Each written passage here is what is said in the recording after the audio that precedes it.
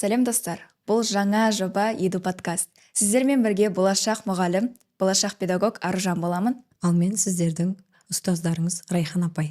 Бүгін біз сіздердің цифрлық ізіңіз туралы әңгіме айтамыз. Біз түсірген видео және салған видео бойынша тек қана өзіміз емес, бізді көріп жатырған көрермендерге әсер етеміз ғой, олардың жауапкершілігін тоже біз ұстаймыз ғой. Иә, әрине.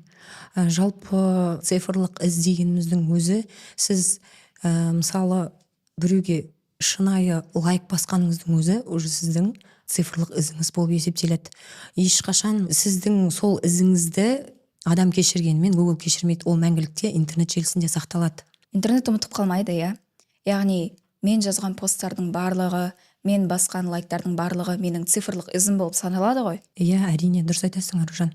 Сіздің сондықтан да ең басты әлеуметтік желіде де, интернетте де пайдаланған уақытта жалпы өзің ұстанатын ережелер бар. Шын өмірде қандайсың, дәл сондай болуың қажет. Мысалға, бір қарағанда бәрі қарапайым сияқты, бірақ негізінде ол үлкен күрделі жұмыс. Цифрлық із екіге бөлінеді: пассивті және белсенді. Белсенді із дегеніміз ол сіздің күнделікті әлеуметтік желіні қолданып жатырсыз ғой. Сол жердегі барлық жасалып жатқан, жаңағы шығарылып жатқан, жарнамаланып жатқан өзіңіздің жеке ақпараттарыңыздың барлығы сол белсенді із болып келеді. Ал пассивті із дегеніміз ол сіздің мысалы Googleға іздеуге тересіз да текст, сол сізде уже Google сақталып қалады. Бір қарағанда бәрі шынымен қарапайым сияқты болып көрінеді, бірақ та бұл цифрлық іздің ертең біздің болашағымызға маңызы бар ма? Иә, әрине. Сондықтан әрбір жарияламды қарап қадағалап отыруыңыз қажет.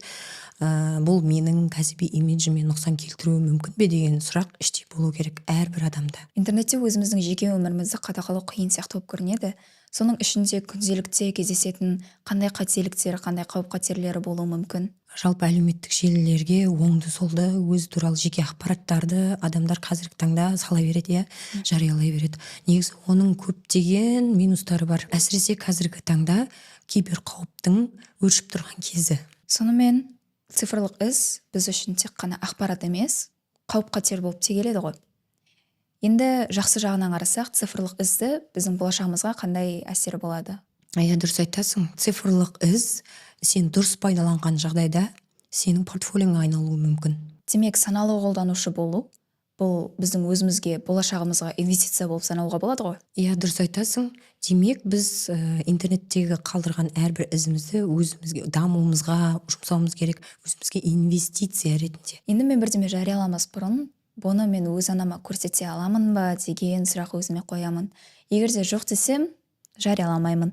Бұл дұрыс деп ойлайсыз ба? Тамаша ереже. Егер де ойлаймын, әрбір адам сондай бір өзінің ішінен сондай бір ережелер ұстап, сол бойынша әрекет жасаса, біз кибер атакаларға, сондай бір жан-жақтан келетін қауіптердің барлығын алдын алар едік. Сен қазіргі таңда өзің болашақ педагог ретінде цифрлық ізіңді қалай бағалар едің?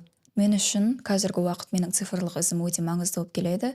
Өйткені сіздің жаңағыда айтып қайтқаныңыздай, бұл мен үшін менің болашағыма инвестиция, бұл менің портфолиом болып табылады, және де мен әлеуметтік желілерде өзім туралы қатты көп ақпарат бермеуге, сонымен қатар қауіп-қатерлерді ескеруге тырысамын. Мен үшін әлеуметтік желі бұл тек қана развлекательный платформа емес, мен үшін бұл бір үлкен біздің болашағымызға деген беретін жер болып табылады. Иә, өте орынды, және де болашақта осы алған нұсқауларыңмен жұмыс жасайсың деген үміттемін. Себебі қазіргі таңда байқап қарасаң, TikTok, Instagram, YouTube арқылы пайда табу, жаңағы онлайн мұғалімдер деп айтып жатырмыз ғой қазіргі таңда.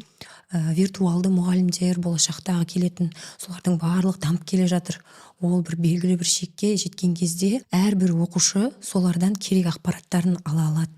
Үйде жатып, например, сыртта жүріп деген сияқты, сабақта отырғанда түсінбеген тапсырмалары болса, онлайн мұғалімдерден, жаңағы TikTok, Instagram арқылы өздерінің сабақтарын, түсінбеген сабақтарын, тақырыптарын кез келген жерде іздеп тауып түсініп ала алады. Сонда сіз қазіргі уақытта интернеттік желіде жасап жатырған мұғалімдер, сол арқылы өзінің жұмысын тауып, ақшасын тауып жатырған мамандарды қолдайсыз ғой? Иә, әрине. қазір біз президентіміздің тапсырмасы бойынша керісінше сондай цифрлық технологиялардың нағыз даму кезеңіндеміз. Мектептерде де, колледждерде де, барлық жоғары оқу орындарында да сайыстар келеді, иә, ғылыми жобалар, стартаптар келіп жатыр. Олардың барлығында бағыты бар, цифрлық деген. Яғни біз кез келген жерде әрбір оқушы, ол бастауыш сыныптың мұғалімі болсын, информатика мұғалімі болсын, басқа да кез келген пәннің мұғалімі жалпы әлеуметтік желілерді дұрыс пайдалана білу керек. Сол арқылы оқушылармен байланысты да орната алу керек деп ойлаймын. Ал сіздің цифрлық ізіңіз қандай? Бүгінгі біздің айтқандарымыздан не түйдіңіз деп ойлайсыздар? Подкаст соңында біз дайындаған цифрлық этика туралы QR-кодымызды сканерлеп мектебіңізге іліп қойыңыз. Бүгінгі пайдалы әңгімеміз үшін көп рахмет. Ал келесі эпизодтарда біз жасанды интеллекттің зияны мен пайдасы туралы әңгімелесетін боламыз.